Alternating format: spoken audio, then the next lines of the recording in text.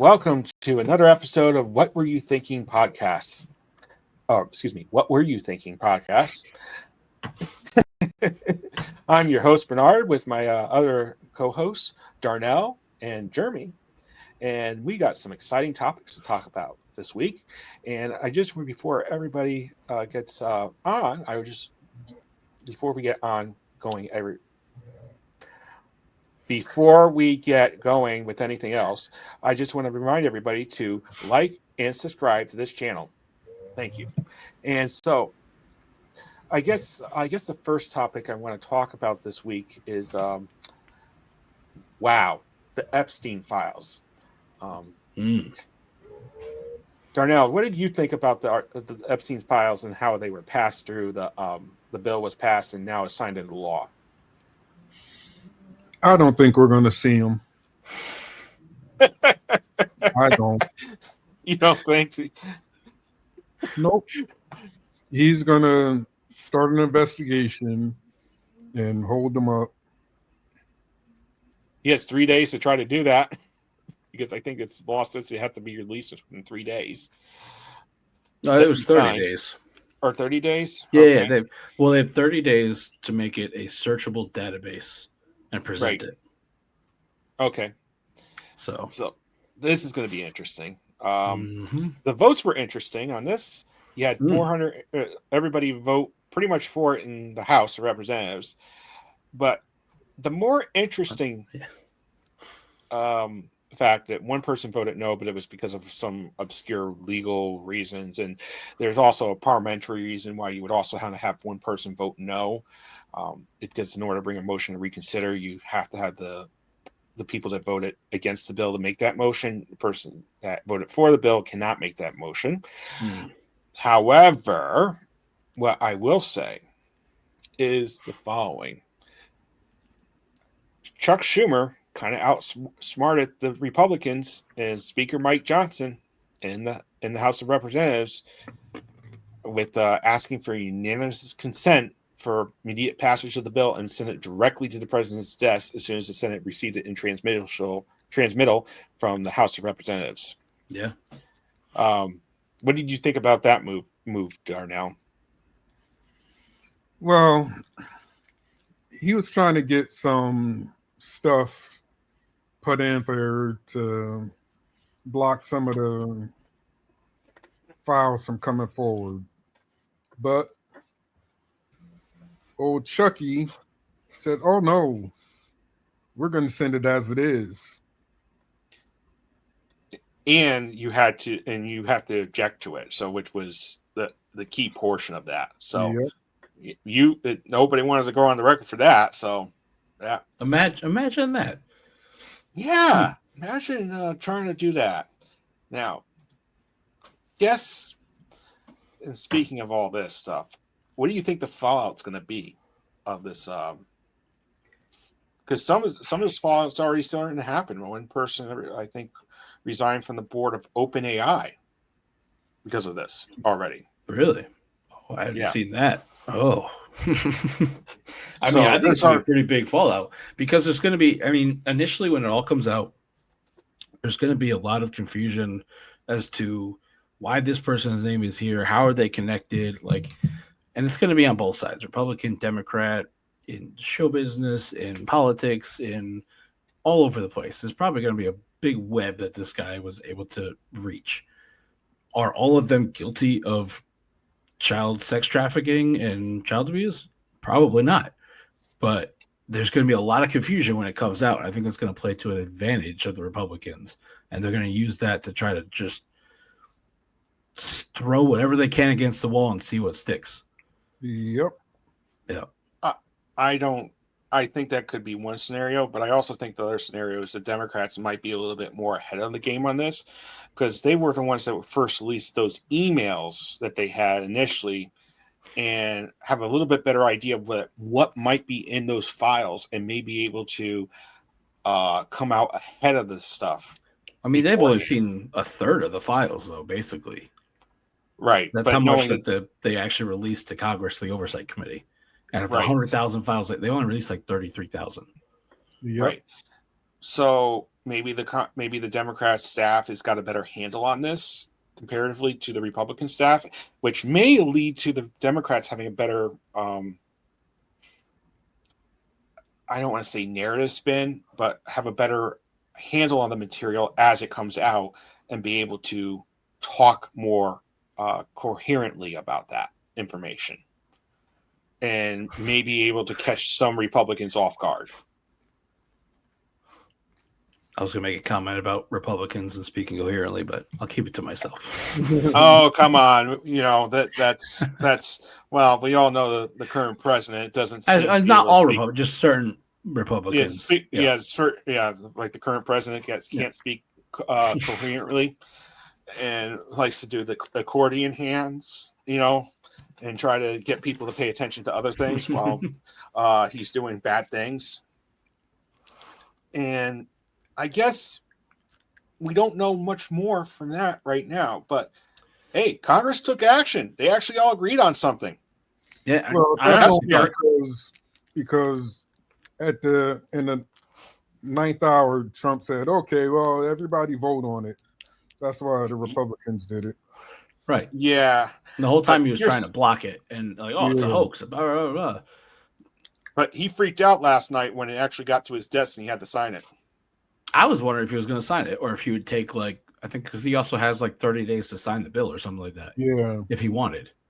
Yeah. I thought that's what he was going to do, honestly. But it wouldn't have looked good if he did with how fast it passed through both. I mean. Yeah. Let's just say this was rocket docket type of stuff. You don't ever see a bill move that fast through Congress unless it's the government is shut down. The rocket mortgage of bills. Well, no. Rocket docket. It's once they figured out they needed to open up the government and they stopped quibbling about it, they at least got it done pretty quickly. Yeah. This moved faster than that, which is even funnier. Yeah. I find that the Epstein stuff is going to be probably something of. It's probably going to lead to some investigations being opened up by states. Oh yeah. Now, I think this may be more pertinent to, and maybe a segue into Letitia James. Anybody calling Letitia James, New York State? Might have an axe to grind at this point. Let me put it this way. If funny business probably occurred in Connecticut or New Jersey, I see Connecticut being the one that actually takes the front on this one because our prosecutors here are not elected. They're just civil servants. The only one that's elected is actually the Attorney General. I don't see Florida kind of moving on this. I honestly think it's going to be a Northeast. We're not tolerating this stuff and we're going to do something about it type of thing. And this kind of leads us into the next topic, the courts.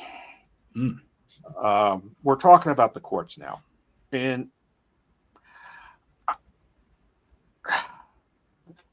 some of the things that, and this maybe goes back a little bit to the secrecy within the Department of Justice right now, and how they don't want to release the Epstein files and the courts, and they're having their hands forced by Congress. Let's take a little trip down to Virginia, or no, South Carolina. I think it's where this court case is being held with what's her name? Their face, Lindsay. What's her? That decided to charge Letitia James and James Comey. Lindsay Halligan, I think it is. Halligan, yeah. Well, there's 2 hours of missing grand jury transcript. Yep. What do you think about that? 2 hours of missing transcript and an unsigned. No, two signed indictments that are conflicting.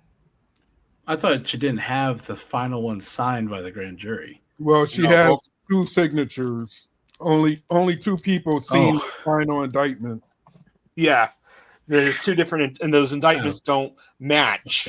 So they're 2 separate different indictments, and it's a mess.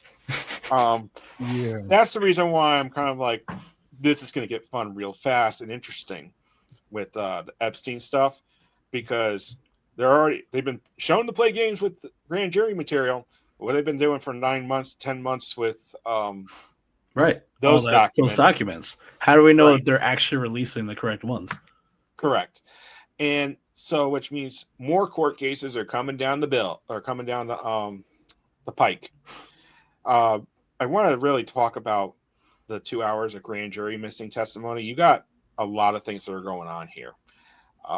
You have 2 hours of missing testimony, possible civil rights process violations, because they're saying, because some of the transcripts that what we can glean from what's been talked about in the courts that are open court records is, the government, they basically said the government has better evidence and you should just assume that to the grand jury.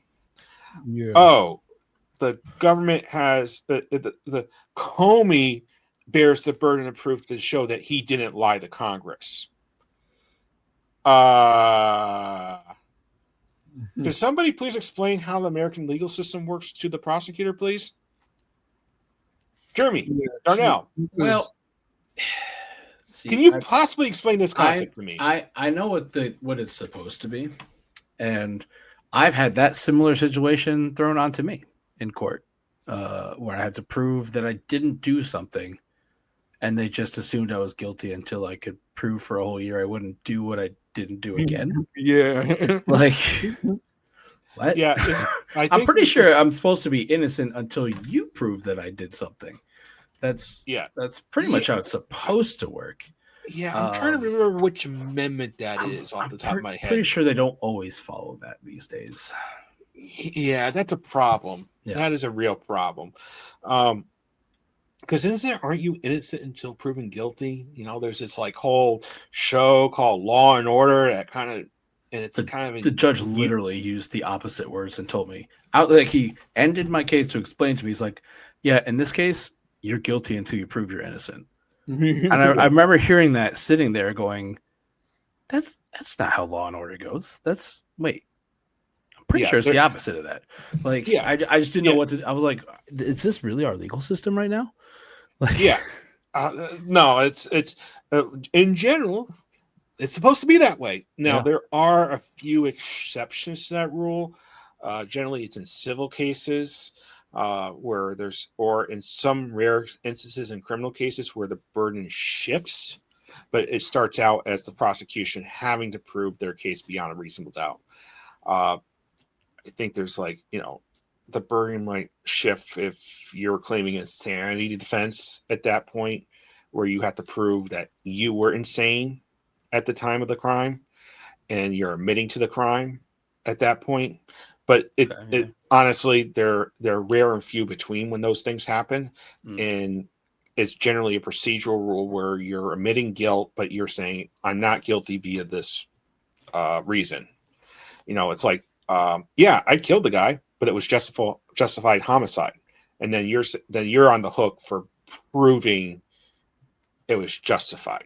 Yep. You know, so that's almost a better example. You know, you kill somebody in self-defense, you got to prove it was truly self-defense, you know, because you're admitting that you actually killed the person at that point in time. So you can't claim self-defense and claim that you didn't do it at the same time. So it's one or the other. I think the other thing that we need to consider talking about when we're looking at the courts this week, in the past week, anything interesting that you can see coming out of the courts at this point with the Letitia James and the Comey stuff? Well, one thing I can see that's going to happen, I think this, what's her name? Lindsay Halligan. Halligan, that's it. She's going to be disbarred. I mean, there's just too much stuff that she screwed up. Yep. I feel like I could have used AI to do the case better. Yeah. I mean, Like And looking that's up the not saying procedural, like AI could have given me the procedural steps I needed to file everything better than she did, I'm assuming. that's not really saying that much. Right. That's Yeah, not to make my case for me, but like I could have got all the procedural, like, oh, you need to have all the signatures on the indictment. Oh, okay. Let me make sure I get that done. Like, yeah, I it's think so. I think I love so. it. I think the menu option of how these cases get dismissed are basically the following at this point. I was not appointed correctly, and I'm not a valid prosecutor for Comey and Letitia James. This is vindictive prosecution, or the indictments were never properly done and should be dismissed. So I think it's choose which off ramp you want and which one is the more appropriate one for you. And I don't think the Trump administration is really going to get which choice they want. And I think that they're going to probably be hit with probably the most extreme one that the court can figure out how they're going to get to it. I think it's just a race of who's going to get to it first. Yeah. I would also say the following is, how do we look at this going forward for the courts? You know, because there's 2 hours of missing of the grand jury transcript, and that's another major problem. Well, I mean, they should be able to get that. They should have copies of it. The court reporter wasn't in the room. Oh. Oh. That's the problem. Okay. I thought she just didn't put in some of the transcript documents, like left them out purposely. Gotcha. No. Sent the court reporter home, still had them continue to present to them and deliberate while the court reporter wasn't there for like 2+ hours. Dope. Okay. Yeah. Okay. Yeah. Okay. That's improper grand jury procedure indictment. That's why I say she's getting disbarred. Disbarred. Yeah.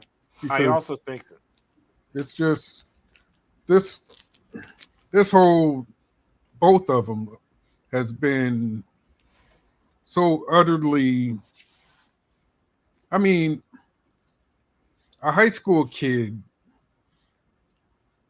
can present to the grand jury better than what she did. More than likely, yeah. She went in there with no other assistance of any prosecutor, never presented to any grand jury before, an insurance lawyer, and this is what she does. I'm like, okay. And I'm thinking in the back of my mind, these are the people, and this is the public-facing person that's running the Trump administration in the court. I'm like, going like, what is going on in the background? You know, who's actually running the show there? You know, and I honestly couldn't tell you anymore. No, I couldn't tell people. It's just like I'm just flabbergasted. And 2 hours of missing grand jury transcript. You're manipulating the grand jury. I don't think Lindsay Halligan could indict a ham sandwich at this point. No. That's how bad this grand jury stuff is with her. You know, you're supposed to be able to indict a ham sandwich, okay, with a grand jury if you're a prosecutor and do it correctly. She can't even do that. Nope. And like with the crime of being kosher, you know, I just don't. It's just such a shame. Where is the American legal system coming to? And ahead, yeah. Obviously, the defenses are getting an ahead. Inflection point. Yeah, like for example, I think the other thing too is what people are also not talking about is let's go talk about up in New York State, Comey, not James Comey, his daughter that was working for the Southern District of New York and is now suing them because she was fired. Yep. So, and nobody wants to touch the case up there too. I think it's gotten to the point now where nobody wants to touch the cases in the Department of Justice because they all know they're all loser cases, and they're so bad they want to capitulate, but their bosses are like, no, fight them, and they're not willing to sign their on the dotted line for their filings because they're all afraid they're going to lose their bar licenses. Yep. You know, it's almost another check on how the court systems work and how the government works, is because you're putting individual pressure on people for their own livelihood. Because they can't leave the government and then go into private practice if their bar license gets suspended or revoked. Right. So they got to make decisions. Yeah, the seasoned people in the DOJ, they're not taking this stuff. Any of these cases, they don't want them because they know they're losers. Yeah. But higher ups are pressuring them to prosecute these things. And see, one thing I don't agree with, well, like Halligan, she's most likely going to end up losing her law license. But the person that put him up to it, nothing's going to happen to that person. Yeah, Pam Bondi and Trump. Yep. Yeah, and however, that may not be. Let's revisit a topic from a few weeks ago. Let's talk about the court cases up in Virginia, or excuse me, not Virginia, up in D.C. About the not Abrego Garcias, but the planes that went to El Salvador. Well, the District Court of Appeals in Washington didn't overturn the 3-judge panel, but they kicked the door wide open for what's his name? Their face. I can't remember the name of the judge all of a sudden, to reopen the contempt hearing process against the Department of Justice for sending those planes. Yep. When he ordered them to stop. And oh boy, Mr. And now I guess the guy that was ordering that at the time, what was his name? Is now a federal judge that was appointed by Trump. So this is going to get real interesting real fast. Bonvay, I can't remember what his name was. But there's all sorts of whistleblower things going on there, and it's going to be really difficult for some of these folks. Yep. Now, I would also say that we got people up in the Northeast or around the country that are just getting really mad at this point. Yeah. So maybe the other thing I really want to talk about is some of the results, some of the after effects of the election from that Tuesday a couple weeks ago.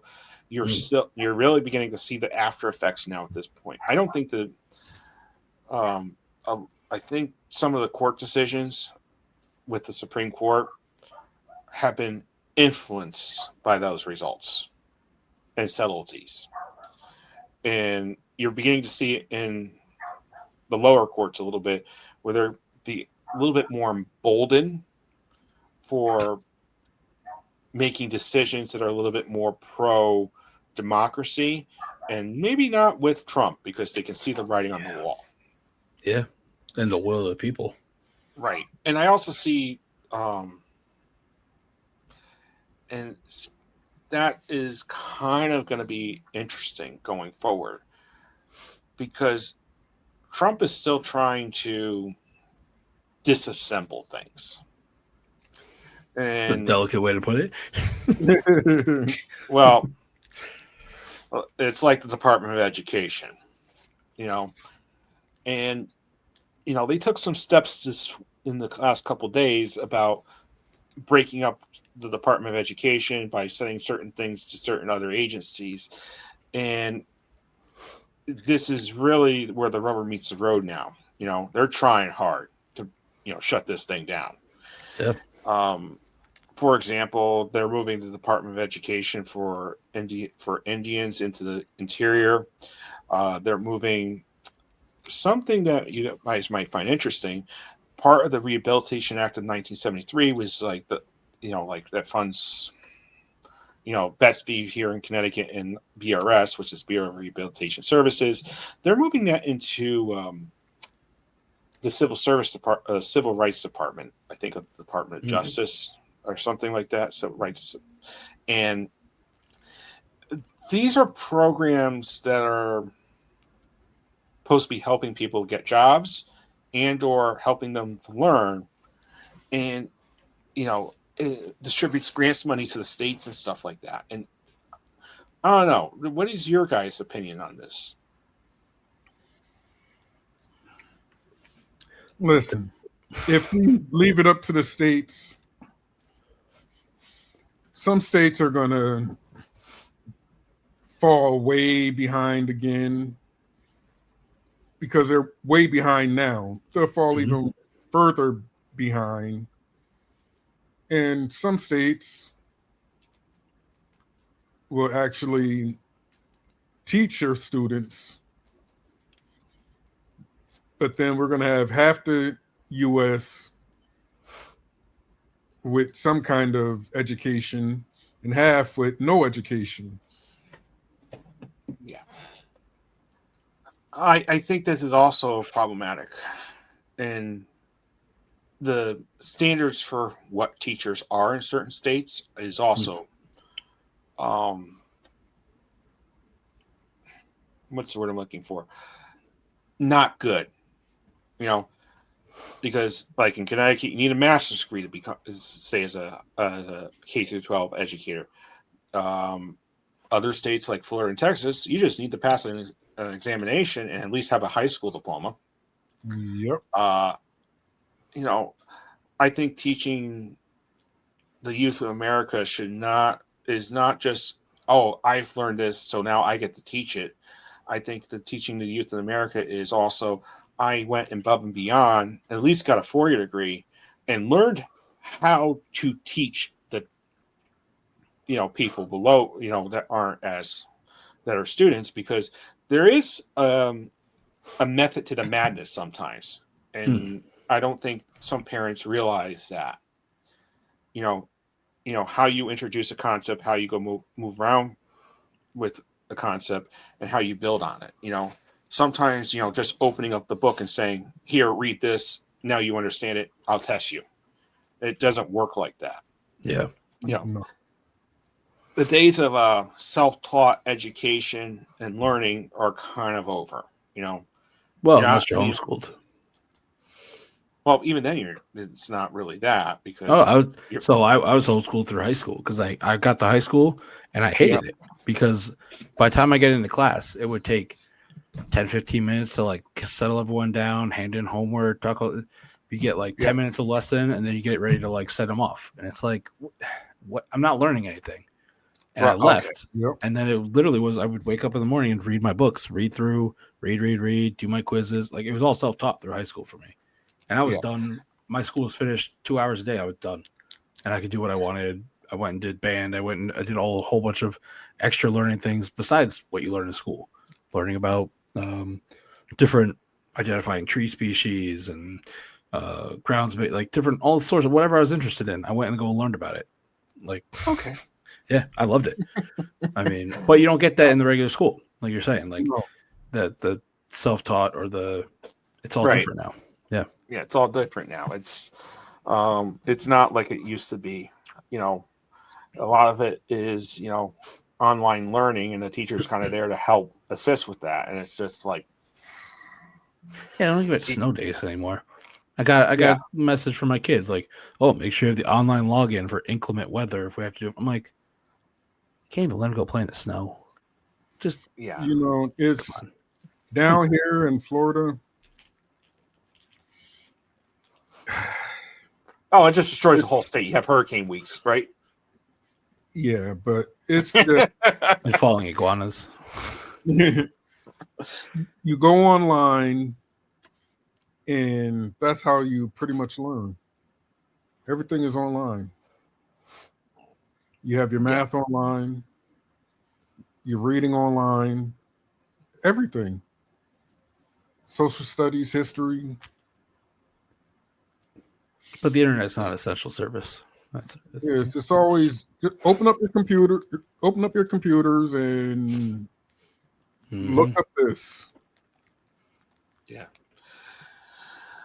Which is kind of problematic in some respects. Now, the other issue I wanted to bring up is, or Jeremy, we had talked about this earlier, is not only, dismantling of the Department of Education and stuff like that, but we are also seeing, some issues beginning to develop on the local front, going into the winter months. And, like Darnell said, they want everybody to be online for online learning, but the costs of things to have that at home are also going up. Yep. So, like, for example, how much is your electricity going up, Jeremy? Well, mine, not much because I got solar panels. So but I meant it's the a rate set increases. Rate. But for everyone else around me, Eversource is I think they just went 13%. They just updated for the service for the winter.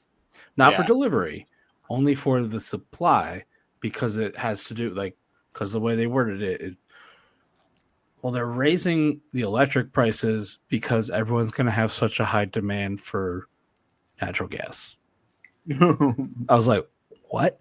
Yeah, because most of the people want because you need more natural gas. You're raising the price on electricity. Yeah, because a lot of electrical plants around here run on natural gas.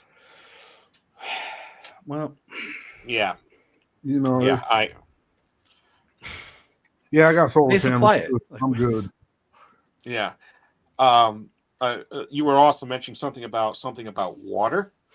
Well, yeah, I mean, in this township and it's Enfield area here in northern Connecticut, a couple towns around us, the people that manage our water, they just proposed a 72% increase to our water bills. Wow. And they said, well, we haven't raised the rates in 15 years or whatever, 20 years. And well, that's an emergency on your part does not or poor planning on your part does not constitute an emergency on mine. You had 20 years to slowly keep up with costs and manage your company. And now you're like, we're out of money. We need money now. You can't just in the middle. Well, I mean, we have a great economy right now, so it probably won't be too bad for people because our economy is doing great. Food, groceries. You've heard of groceries, right? It's a new word. Yeah, the grocery prices are. Yeah, sure. Yeah. Okay. So, it's just one more thing to tack on. What country are you living in, Jeremy? Because I don't remember seeing that. What some people may not know is I do some, shopping on the side for, people and stuff like that. And I've been walking in the grocery stores for the last 3 years, and the prices are just getting up and up and up. Yeah. And I'm like, what the heck is going on here? And I'm going and it's just part of it is where I've been shopping is, the cost of living has gone up, but at the same time, it's the base cost of the goods are going up. You know. Oh yeah, tariffs. But it's not tariffs. Tariffs. Companies realize they can because he's doing things like tariffs, so they can just raise it and blame it on tariffs. Yep. Right. As long as people keep paying it, they'll just keep inching it up because it just means more profit for them. They don't give them. What do they care? No, as long as people are still buying their product, they will raise it up a little bit, as much as they can, or put less product in there so they're making more profit. Oh yeah. Oh, by the way, he wants to now cut Americans a $2,000 check. from the tariffs. I mean, right before next year. And you know where he wants to have it time to go out? Yep. Right before Election Day. I mean, I will take the $2,000 and still vote Democrat. I mean, yep. It will not change my vote one bit. It's kind of a blatant buy vote scheme, but I mean, it would cost them a little bit more than that. Yeah, I don't, and this is all contingent on other things not going wrong in the world, like Russia, NATO, Ukraine, China. I think a lot of we're not even thinking about that stuff. We're worried about like our own internal like wars and civil things going on, but we're not even focused on the other stuff. But that stuff is by plan. That's but that stuff is going to come flying down the pike at this point, much faster than most people realize in this country. I think at this point, you look at Ukraine; they're attacking in parts of Siberia now and disrupting the rail network. You're looking at Germany really rearming themselves to the teeth. You got the Baltic nations. They're like, we're not playing this game. Poland's not playing the game any longer.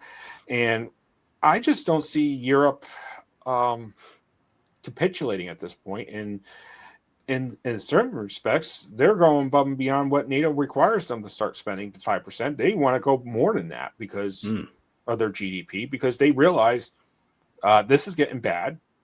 And no, they're just like, no. And I can understand that feeling. And I know, and we started with talking about electric rates and stuff like that and increases in utilities, but because one of the things that they're talking about doing now is doing retaliatory tariffs on countries that buy Russian oil up to 500% on those countries. So if China buys Russian oil, why can't they just bomb Venezuelan boats and take their oil like the rest of us? Right, but if Russia buys Russian oil, the essentially what the bill that's being worked on in the Senate right now would give the ability to propose to do a 500% tariffs on all the stuff coming in from China, on top of what they've already done. Okay. Merry Christmas, everybody. So get your presents early. Yep. Be ready for the blackout for Black Friday if you're doing that. Yeah, be ready for the latest No Kings is going to be on Black Friday, I believe. Where they're trying to that's I'm what I'm hearing. So I'm good. Well, they're trying to get people to not buy anything through Black Friday through December 2nd or something, just to like show the government and the country like, no, we have the power here, the people. Yeah. So I think that's correct. I just don't think the government realizes, I don't think certain people realize within the government how badly they screwed everything up at this point and how people feel really burnt. And I don't think they realize how many people are just like, nope, we're done, and don't want to realize it's really. And I think the Epstein vote kind of was showing that a little bit, Even some people in Congress are like, yep, we're done. You know what I mean? On certain issues, because they realize. And there's only so long you can defend the pedophile. I mean, right. Trump could have released them at any time he wanted. And he fought it. And then all of a sudden, I'm all for releasing them. Then why didn't you release them? I also think you could have done it any time like this. The Senate is taking a long-term view for their politics, because they realize in about 3 years this guy's done. They got to start thinking about what they're doing, or less. I think we're beginning to realize. I think we're beginning to run into the Richard Nixon situation at this point. If the midterms go bad and the Democrats take over control of Congress, the House of Representatives, and they get a bill of impeachment out, I don't think there's too many Republicans that are going to be voting for not guilty. And I think Trump have a few, but I mean, you would definitely see more Republicans join on than the last times they tried it. Right, and I think they might have the 2/3 because there'll be probably a couple Senate seats that flip. And now what happens? You know what I mean? Because the Republicans that might vote against him might be up for re-election in the 2028 cycle. Right. Yeah. Because if they vote for him and he's still that unpopular, then they might lose their seats. So, and he's not going to be around. Yeah. Nope. Well, he wants to be. So he wants to be, but he's not. You know what I mean? So I think there's a lot of, like I was saying before, you start looking at the court situation, the Epstein bill, and the cost of everything going up. Yeah. You're beginning to now look at a perfect storm of the Democrats are going to be in control. Hey, so much you can blame the Democrats' economy when you're literally controlling it all. Yeah. The last time something like this happened, I'm thinking 1929, 1928 with the tariffs that were that high. Oh, they were a little bit lower than they currently are in 1928 and 1929. The Smoot-Hawley tariffs. He had a pretty corrupt presidency with Calvin Coolidge and Teapot Dome scandal, and Herbert Hoover that tried to clean it up, but was a Republican and didn't really. Yeah. So what you're saying is we're coming up on the end of a 100-year cycle, and we have to decide if we're going to do the same thing as last time, or be better. I think what we're going to end up happening, we're going to end up seeing a Democrat control for 60 years again, when this gets all sorted out. I just think that most people don't realize we're currently in that process of, history repeats itself. Right, but you were also going to be careful. Is we got AI coming into the process too, and the thing I really find comparatively to AI in that time period is you see the development of mass technology of information distribution. It really broke down people's trust in institutions. Yeah. Well, AI is kind of doing the same thing. With the internet, it's really breaking down trust of people's masses' trust in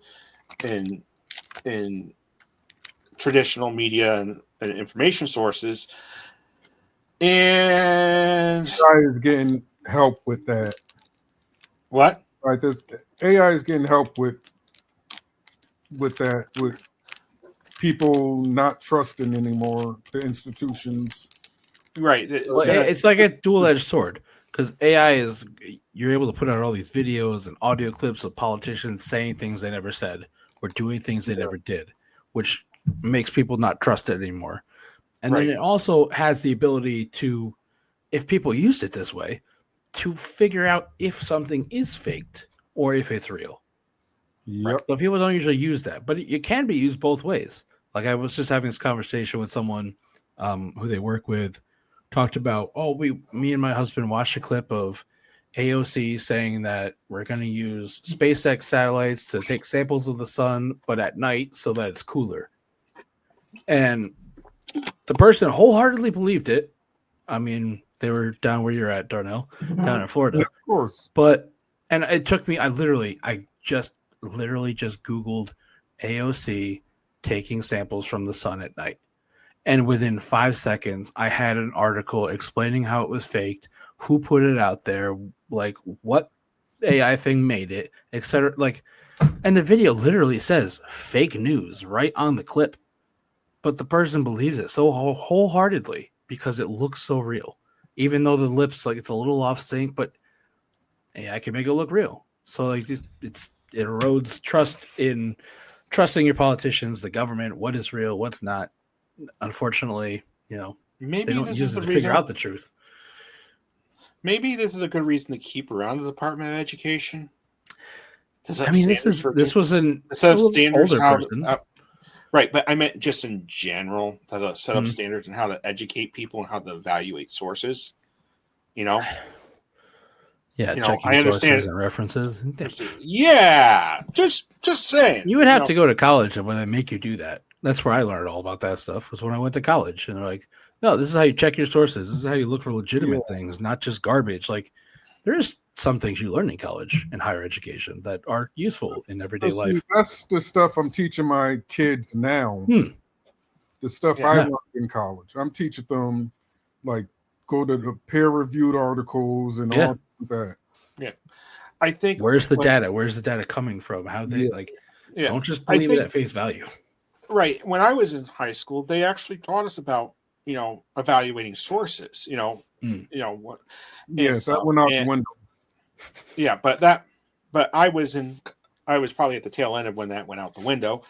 Because I graduated in 2006 from high school. But as my father likes to say, you go to college not necessarily for the degree. You go to college to learn how to learn. And I think that needs to trickle back down into, high school education in this country. You need to learn how to learn, whether it's learning how to learn in the trades, because in order to stay relevant in the trades now, you got to learn how to learn, because to keep up with that, with all the new technology that's coming down the pike in the trades.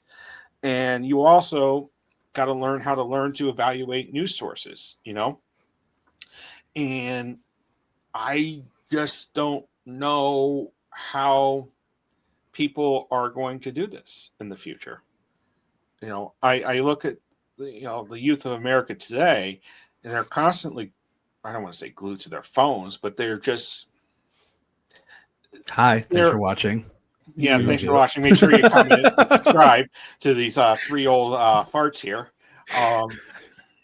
But I just don't see how these folks, and I don't mean to be derogatory, but it is what it is. Like, I guess you guys I was never in the military, so in the military boot camps, I assume they teach you things about how to do things, right?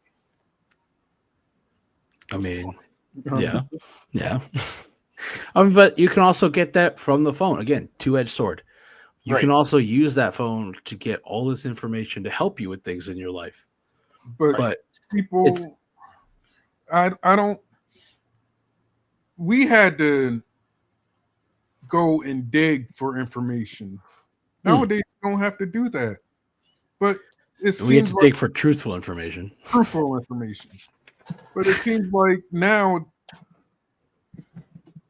you don't have to do that, and people are getting dumber. Well, because they're just relying on it to tell them what they need to know instead of using it as a tool to figure out what they want to know. Right. And I think what a lot of folks don't realize, especially the younger generation, there's a lot of stuff that's not on the internet. So, for example, none of the archives are really digitized in this country. For example, if you want to pull a file on, let's say, get an archived copy of your school newspaper from 1985, it ain't on the internet. You're going to have to go haul your butt down to the local archive at your school in college, in the library, and they have a copy of it from the physical copy from 1985, and that's how you see it. But you know what will be on the internet in 30 days? And a searchable database of the Epstein files. But I still don't believe that. I know you don't believe that, Darnell, but I also don't believe that people. I don't think that people would let him get away with not doing it. I think if he actually block it and was successful in blocking it somehow, there would be a humongous uprising. It would make no kings look like the Tea Party. Yeah, I would also say the following. Judging how they're doing in court right now with all the other stuff, I don't think they're going to win that battle. Yeah. You understand what I'm saying? I'm telling you, they are going to come up with a way that they don't have to release these files. I know they're going to claim it's all under investigation, but you know what? Considering how much they have screwed up on these on their current prosecutions, yeah, I think they could screw that up so badly that they say, "Oh, we're investigating," but they're not actually investigating, and it will come out as they're not actually investigating, and then they'll have to release files anyway because a court order will come out and say, "You're just lying to us." Yep. So I think it's coming out. I just think it's a question of how hard it comes out of their hands, and how easy they make it for us when we all go to court and say, "Hey, they're not actually doing the investigation part," and which makes that portion of the law null and void for them to claim that they can't release it, or them to do it. Plus, if they reopen it without any new evidence, wouldn't that just be perjury at that point? Since they said there was already closed the case and there was told Congress? Yeah. So somebody. Oh, wait a second. They're doing that to Jim Comey right now because they're trying to lock him up for that. Oh, wait a second. So yeah, this government is definitely on the route of we're going to screw something up here, and I think it's going to be fun to watch. Yeah, I truly even think that some of Trump's appointed people at this point are beginning to read the writing on the wall, and by God, it took less than 10 months, and people are already beginning to realize this is not going anywhere, and you're just going to have the diehard people like Stephen Miller in the White House about basically being the only person left at that point. I mean, his first year has been quite a turnaround since when he got elected in his support. Yep. Oh yeah. Look, we've already tore through Elon Musk. We've already tore through this person. The only person that had a shorter tenure in Trump's administration at this point is Anthony Scaramucci from the first term.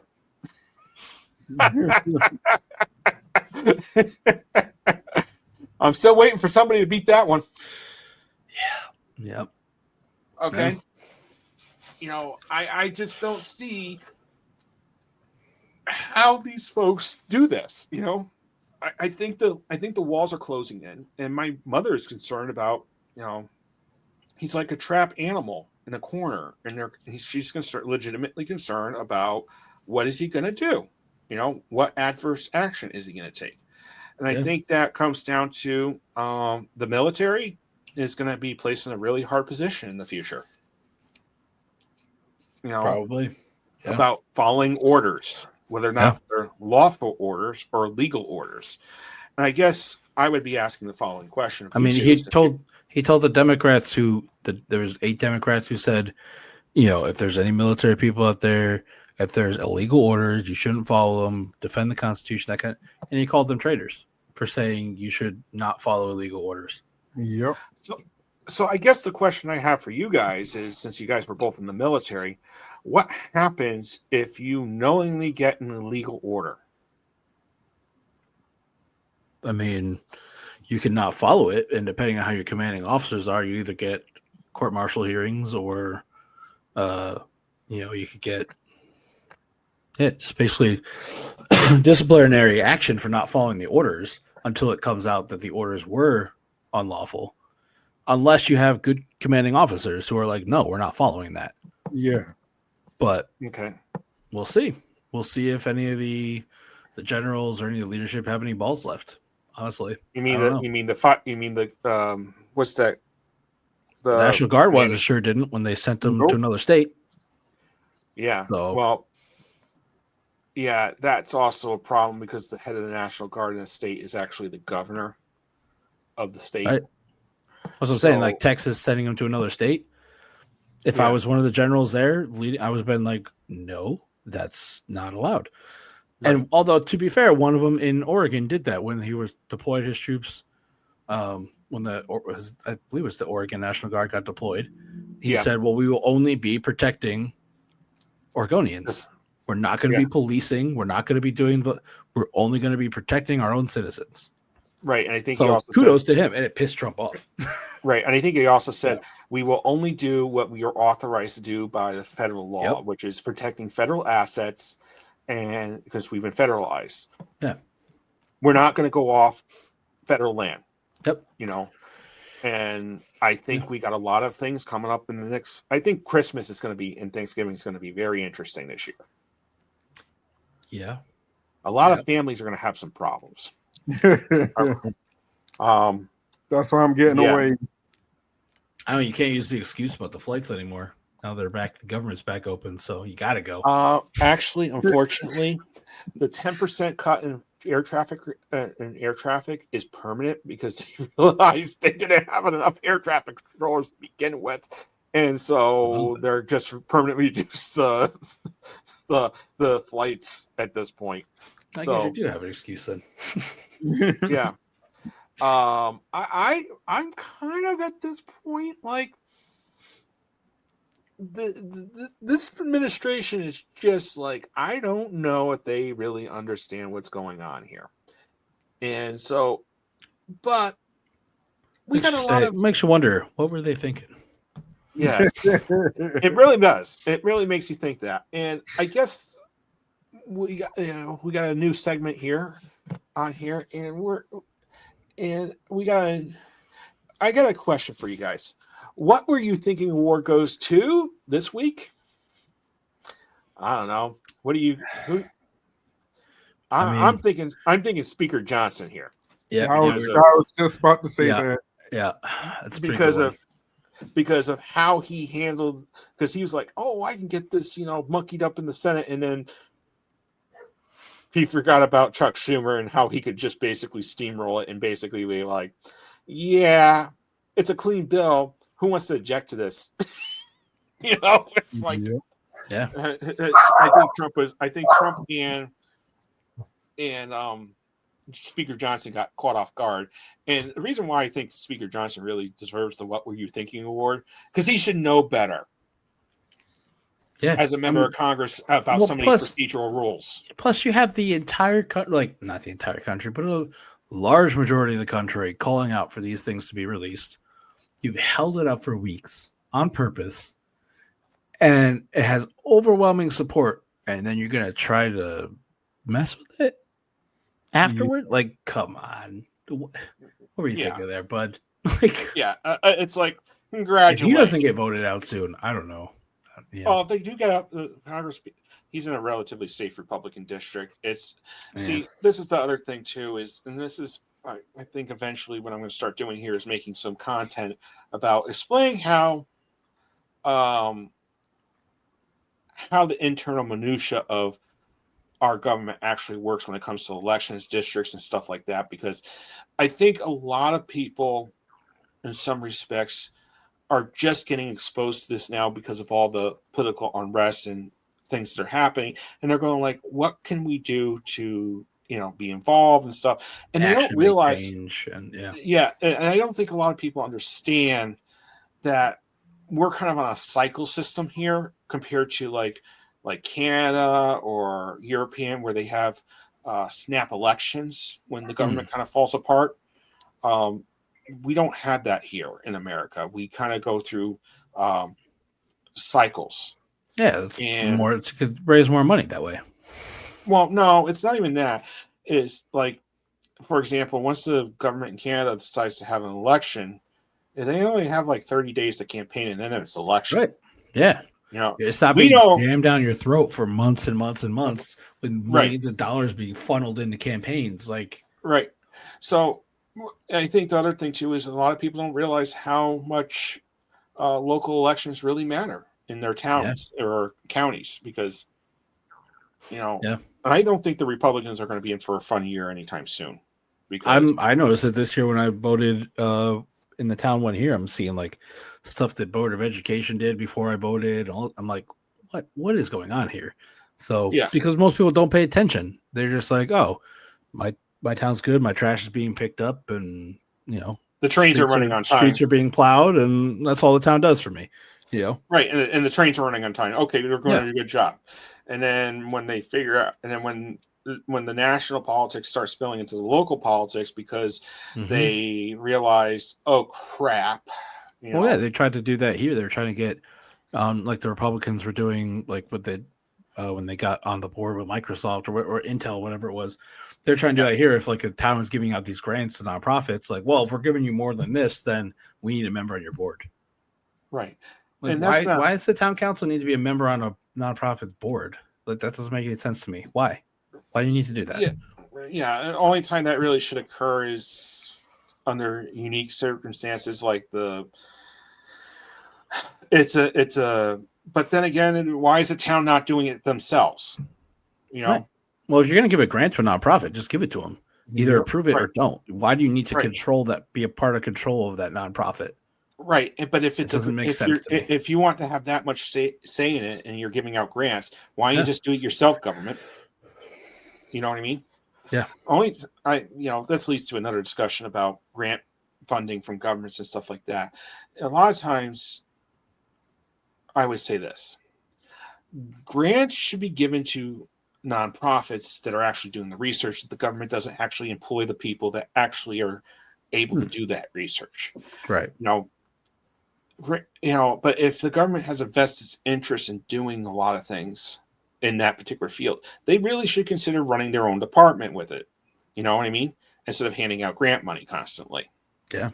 I think that was the idea years and 100, 200 years ago, but we've kind of gotten away from that. But I think we're beginning to see the pendulum switch this swing again and be like, no, the government needs to keep doing these things themselves.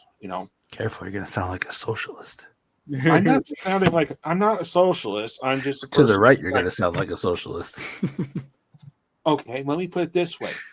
Maybe we should create a nonprofit and give grants out to, I don't know, establish a nonprofit, oversight body from Wall Street that has no enforcement power. Or the government should do it themselves and actually have enforcement power and be able to lock people up when they lie on the forms on the, and call it white collar crime and actually prosecute white collar crime when it's, and actually have the people working for the government that actually understand this stuff, and actually can testify at trial, and they're not tainted by a nonprofit group that receives money from everybody. But, I don't know anything, I'm sorry. I know everybody's like, what the hell? How did we devolve into this conversation? I don't know how we got here, but I like it. But I know we kind of started off a little bit slow and stuff and wrote about rusty, but once I get going and blame it on the new program.